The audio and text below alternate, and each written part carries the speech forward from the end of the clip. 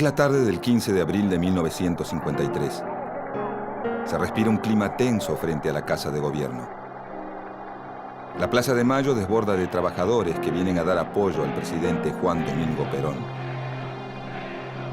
La crisis inflacionaria, sumada a fuertes denuncias de corrupción, amenaza con empañar los logros de su gobierno. De pronto, una bomba estalla a metros de la plaza. El presidente, desde el balcón, intenta mantener la calma. Minutos después, una segunda bomba explota en la entrada de un subterráneo. En la plaza, los manifestantes exigen una represalia para los autores de las bombas. Ante el clamor de la muchedumbre, Perón pide dar leña a los opositores. Persuadiendo y tiró a palo.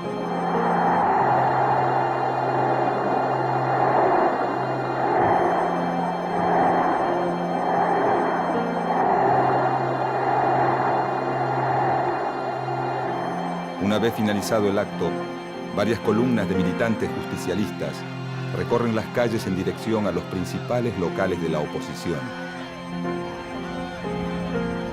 Esa noche incendian la Casa del Pueblo, sede del Partido Socialista, la Casa Radical, la sede del Partido Conservador y el Jockey Club de Buenos Aires.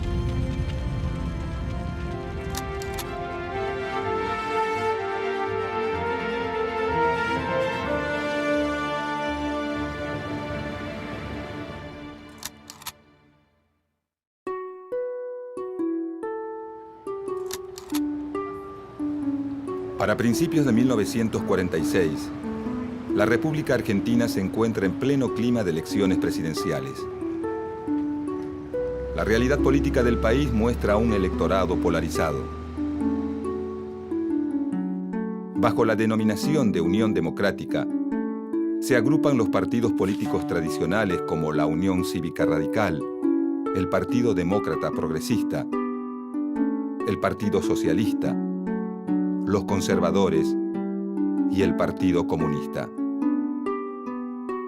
Los candidatos de la Unión Democrática, representados por la fórmula presidencial Tamborini-Mosca, buscan alinearse con las potencias vencedoras en la Segunda Guerra Mundial, presentándose ante la sociedad como los representantes de la democracia y el sistema liberal. La Unión Democrática trata de mostrar al gobierno militar de Edelmiro Julián Farrell y a la política de su candidato oficial, Juan Domingo Perón, como una versión local del fascismo europeo.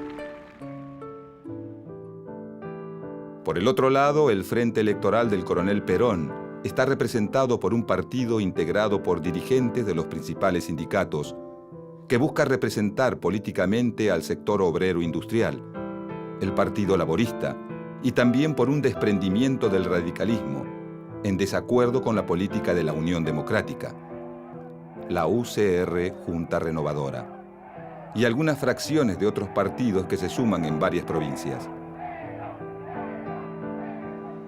Este frente electoral persigue una política que promueva el desarrollo industrial y la instauración de un estado de bienestar, continuando la línea política nacionalista impulsada por el coronel Perón en sus épocas de secretario de Trabajo y Previsión del gobierno militar.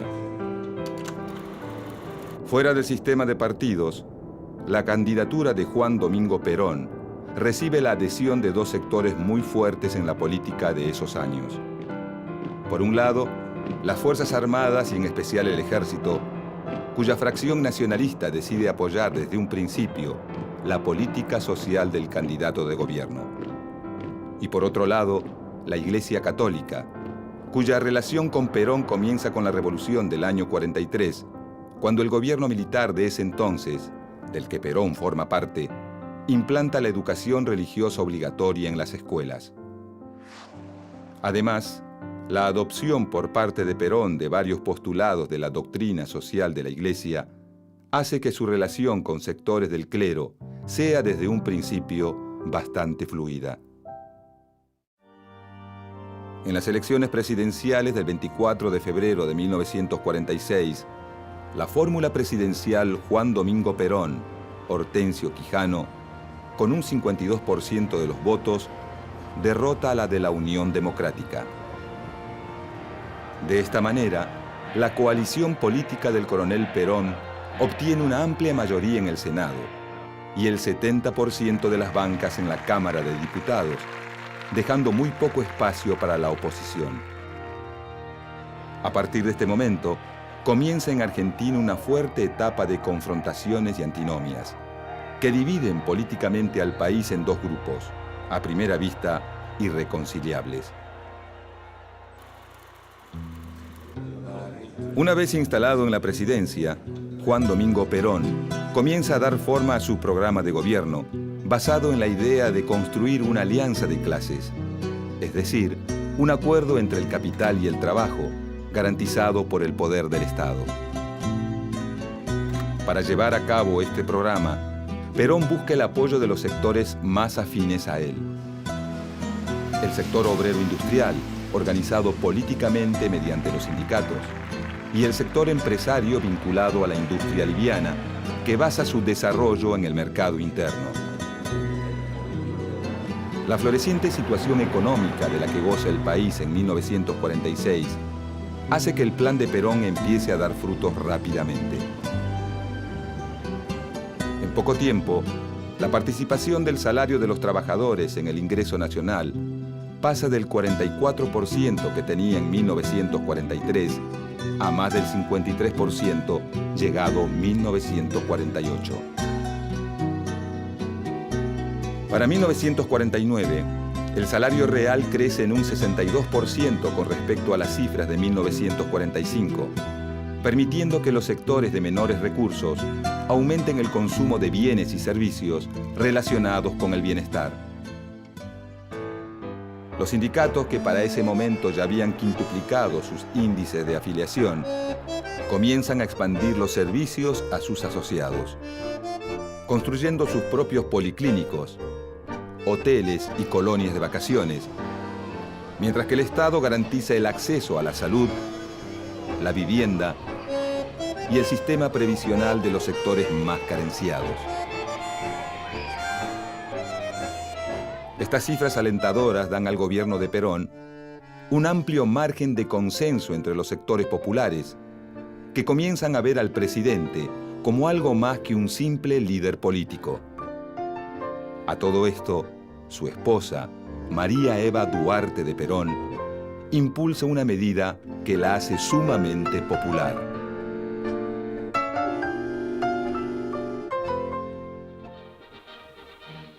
El 9 de septiembre de 1947, el Congreso Nacional aprueba el proyecto de ley otorgando los derechos cívicos a la mujer. La señora Eva Perón, única gestora del voto femenino, materializó el sueño de la mujer argentina, otorgando la igualdad de derechos civiles con el hombre como corresponde a una democracia avanzada.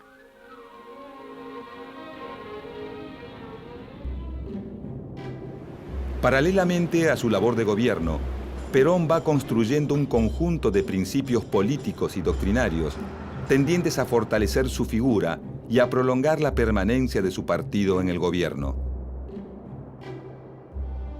Una síntesis de estos principios doctrinarios son las llamadas tres banderas del peronismo: soberanía política, independencia económica y justicia social. Enarbolando estas tres banderas, en 1949, el gobierno de Juan Domingo Perón se lanza a una audaz maniobra política.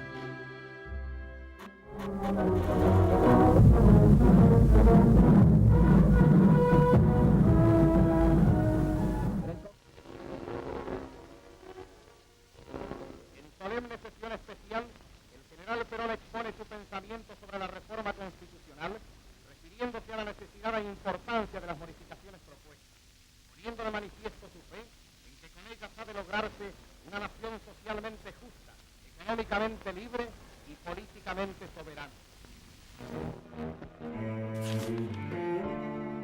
La reforma constitucional de 1949 busca legitimar jurídicamente los avances políticos y sociales obtenidos por el peronismo, incorporando los derechos del trabajador, de la familia, de la ancianidad y de la educación y la cultura, y un capítulo sobre función social de la propiedad, el capital y la actividad económica al texto de la Carta Magna, así como también sus 3 banderas al contenido del preámbulo.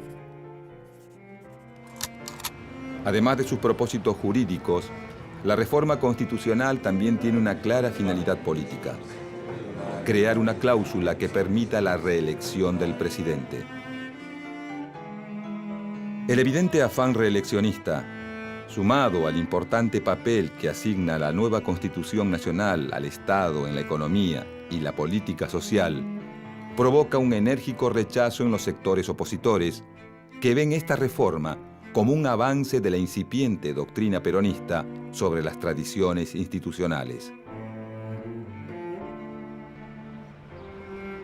A pesar de todo, la nueva Constitución es aprobada y Perón se lanza inmediatamente a una nueva campaña electoral. Ese mismo año, se revierten las condiciones económicas favorables que acompañaron los primeros años del gobierno peronista. Si en 1946 Perón logra ganar las elecciones con las principales radios y diarios en su contra, está claro que para 1951 esto no va a volver a suceder. En consecuencia, Perón redobla los esfuerzos de campaña, asignando una vital importancia a la Subsecretaría de Informaciones de la Presidencia. Este organismo, a cargo de Raúl Alejandro Apold, controla la radio, la prensa escrita y el cine. Produce sus propias campañas gráficas y radiales y auspicia la producción de noticieros favorables al gobierno. Paralelamente, la Subsecretaría de Apold busca recortar los medios de propaganda con los que cuenta la oposición, llegando a expropiar el diario La Prensa, un fuerte órgano opositor.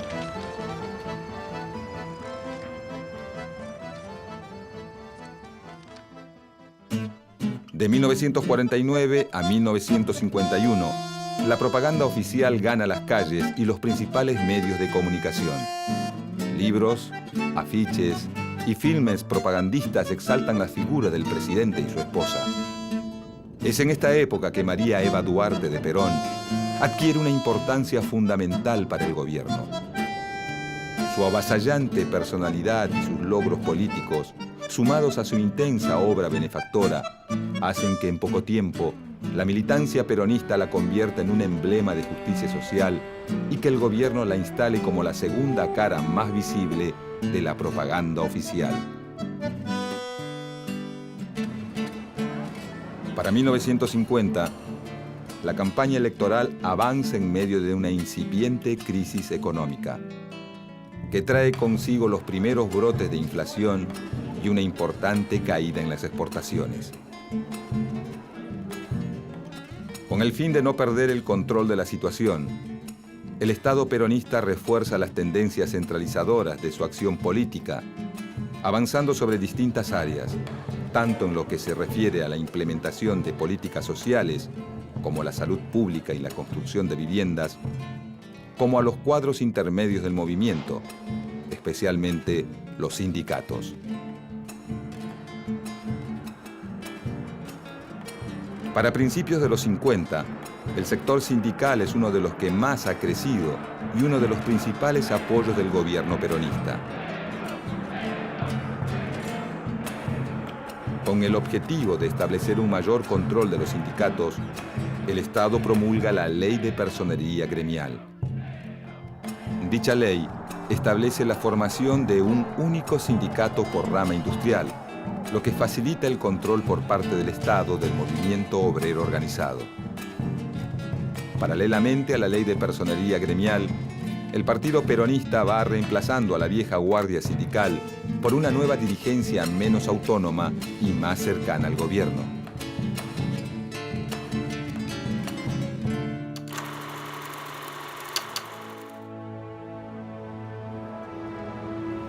Con la llegada de las elecciones de 1951, los partidos de la oposición vuelven a reagruparse como en los tiempos de la Unión Democrática.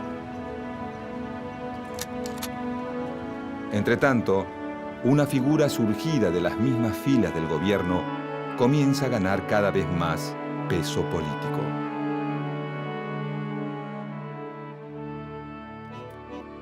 A mediados de 1951, un sector de la dirigencia de la CGT y el recientemente creado Partido Peronista Femenino deciden auspiciar la candidatura de Eva Perón a la vicepresidencia de la Nación.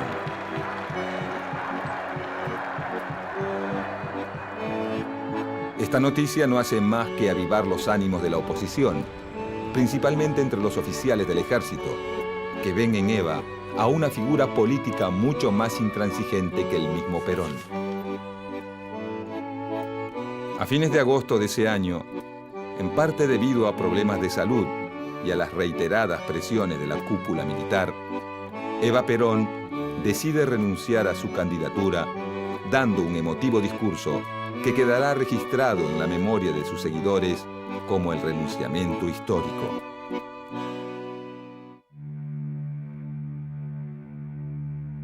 La renuncia de Eva Perón no logra calmar del todo el malestar del ejército, y un mes más tarde, un levantamiento militar liderado por el general Benjamín Menéndez intenta dar un golpe de Estado.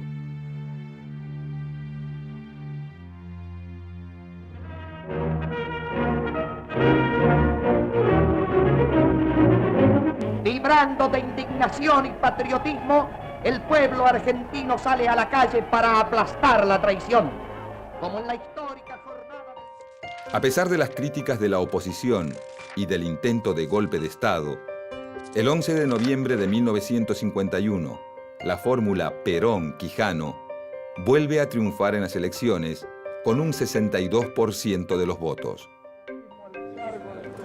El 4 de junio de 1952, en medio de la crisis económica y de un clima político cada vez más áspero, Perón asume su segundo mandato. Dios y la nación se lo demandan.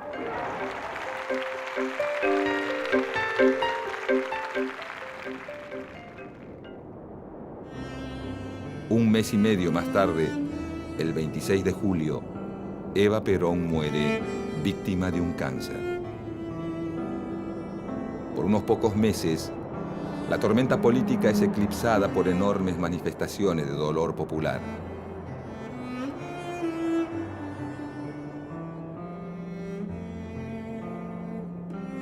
La ausencia física de la figura más convocante del gobierno comienza a ser suplida por un culto a su memoria. Pero para el gobierno de Perón, ya nada va a volver a ser igual. Llegado 1953, lo peor de la crisis económica parece estar llegando a su fin, aunque la crisis política no para de fermentar.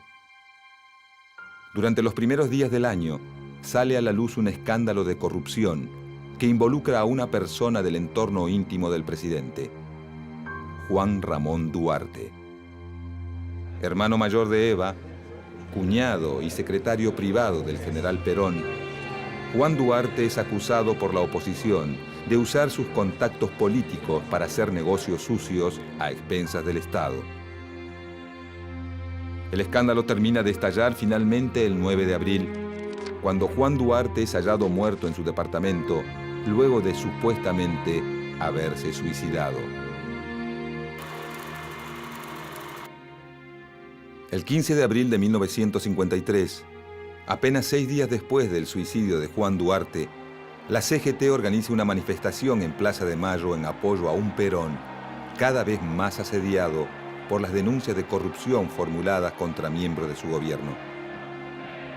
En el transcurso del acto, 2 bombas estallan en medio de la manifestación, causando muertos y varios heridos entre la multitud.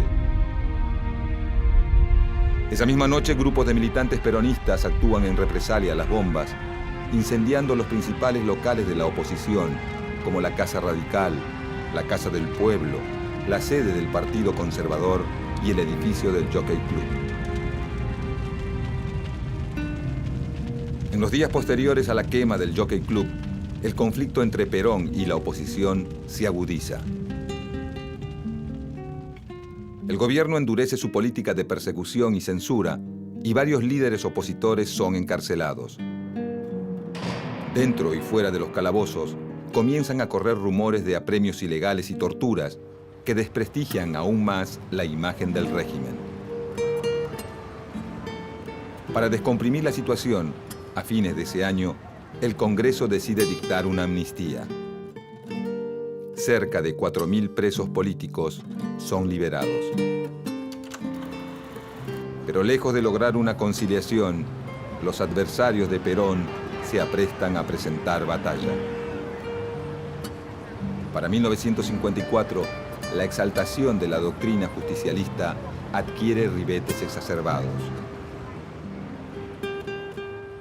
El culto a la figura de Evita y la progresiva peronización de los contenidos escolares comienzan a irritar a amplios sectores de la sociedad y se abre un nuevo frente de conflicto para el gobierno de Perón. Durante los años de su segundo mandato, la relación de Perón con la Iglesia ya no es tan cordial como en el primer gobierno.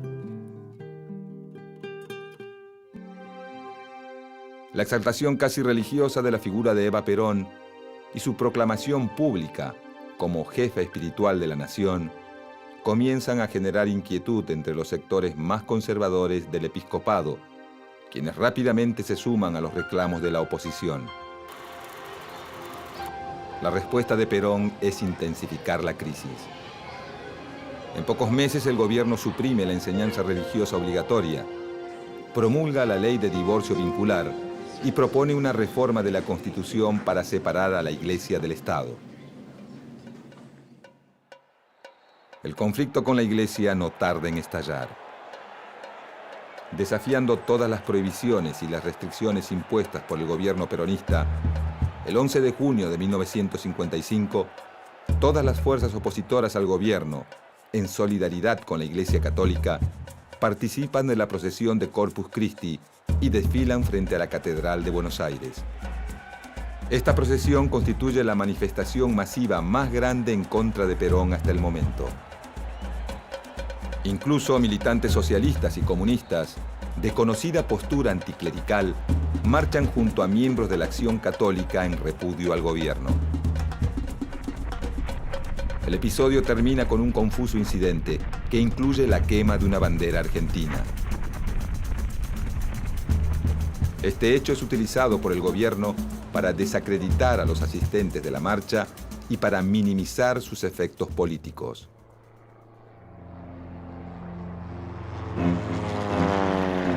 El 16 de junio de 1955, a las 12:40 del mediodía, una escuadra de 30 aviones de la Marina de Guerra y la Aeronáutica bombardea la Casa Rosada y la residencia presidencial de Recoleta, con un único objetivo: matar al presidente.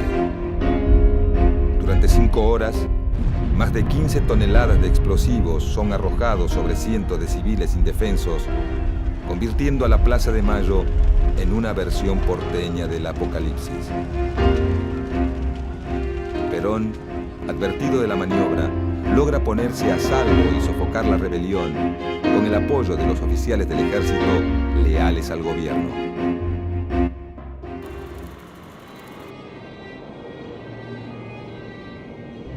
Al final de la jornada, el bombardeo a Plaza de Mayo deja un saldo de más de 300 muertos y el doble de heridos.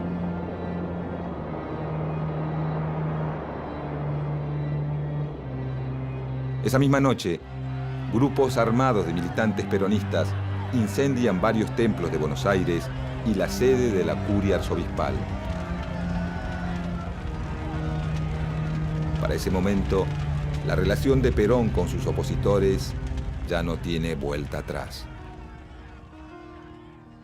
Pocos días después del bombardeo de Plaza de Mayo, el presidente anuncia el final de la revolución peronista y propone a sus opositores la pacificación. Pero estos, lejos de acceder a una tregua, deciden aumentar la presión.